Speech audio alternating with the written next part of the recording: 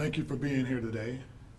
I am Assistant Chief Rick Austin, and I oversee the Investigative Bureau here with the Greensboro Police Department. And I am joined here today on my right by Assistant Chief Stephanie Martis, and also by Chief of North Carolina A&T Police Department, Robert Hassel. And I'll speak more to our partnerships in just a moment. But we're here today to announce that detectives with the Greensboro Police Department's Violent Criminal Apprehension Team, which is called VCAT, located and arrested 20-year-old Rashawn Elias Weaver in the homicide of Kaneycha Turner. He was arrested without incident and charged with first-degree murder today. Ms. Turner was a 19-year-old freshman at North Carolina A&T when she was fatally wounded in a mass shooting on October the 25th, 2022 in the 1900 block of Circle Drive. And this incident did not occur on the campus of NC A&T. That night, 6 people were shot, 2 of them fatally. The other 4 were treated at a local hospital and released. Ronaldo Lee Snipes, 15, was the other person that was also killed that night.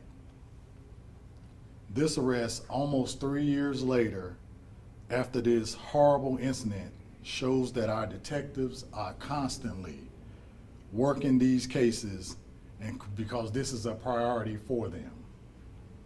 They are investigating leads as long as it takes to provide families with justice. And I would like to say that our department is committed to working with our community and local colleges to ensure that safety is a priority. And before I take questions related to this incident, I would just like to say I want to thank Chief Hassel to my left for being here today. The partnership with NC A&T and the Greensboro Police Department is very important, and I would like to say just from the department that I believe that it is stronger than ever. When you have this type of partnership, it makes it very easy to provide citizens of Greensboro with the safety that they deserve, and also with the combined effort of NC A&T Police Department, it makes the campus a safe environment also.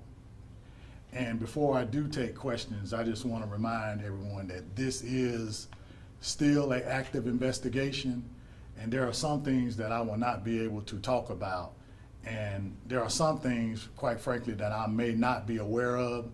You know, I do talk with my detectives on a regular basis, but they may know things that they have not briefed me on, so I may not know exactly. So if I say I don't know something, that may be the reason why. And also that it's still currently under investigation. So I will take questions at this time. Understood. All right, that's fine. Can you talk a little bit to that partnership in terms of this investigation specifically? It was an off-campus incident but involved students, so can you talk to that? It did. So you'll get a response, of course, from the Greensboro Police Department, and you will get that response from NC A&T PD also. And with that effort, you know, it gives you more officers to follow up on leads, to talk with people, you know, to kind of get the end game is to make sure we hold someone responsible for this horrific incident. So that partnership and just being able to reach out on campus if we need anything, because who better to maneuver around the campus than the police department there. So we definitely need that collaboration.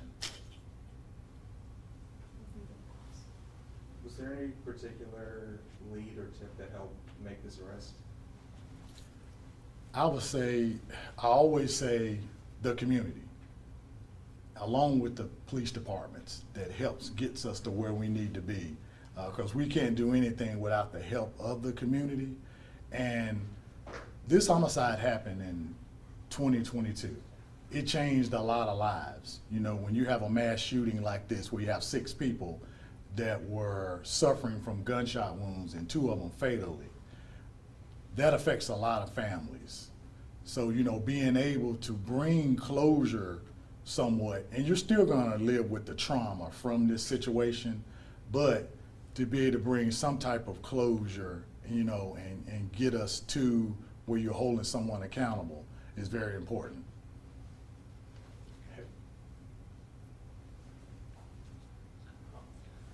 Talk about the families involved when they received the news. When was that kind of timeline, and kind of talk about their response to this finally justice? I know the family is aware, but I don't know when they were notified. This is separate from the 15-year-old. The 19-year, Turner, the person y'all caught today or whenever, he has been charged with Turner's death, not the 15-year-old. Yes. Okay. So you guys are still looking for the 15-year-old suspect right now? Like, any updates on that case at all? That's still under active investigation.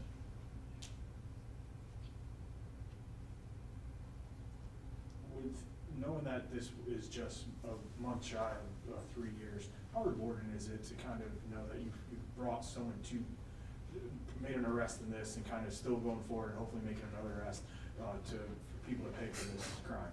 Yeah, I think it's two parts to that. The part that I'm happy about, it does bring closure, when you're holding someone accountable for a murder. But then on the other end, you had to live with the trauma that had happened anyway for 3 years. So it's never really, it is a joy that you can work with the family and you see that we're making progress and that they're happy with the resolution, but they're still dealing with the loss of a loved one, like that will never come back. So that never gets better.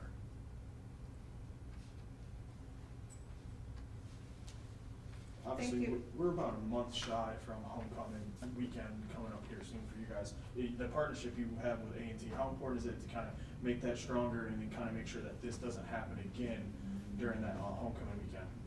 Well, like I stated earlier, the relationship is very strong, and we talk, on a weekly basis, not just for, I don't want anyone to think that the only time the Greensboro Police Department and the A&T Police Department comes together is just during homecoming. Yeah, we do talk, to try to get a game plan to make sure that the campus and the city, is safe by working together. But we do talk on a regular basis, just about certain things and just about safety overall. And can you clarify also the charges or charge that was made? Is there only one charge in Turner's death, or? Yeah, it's just the first-degree murder charge. Thanks, everyone. Appreciate you coming. Thank you.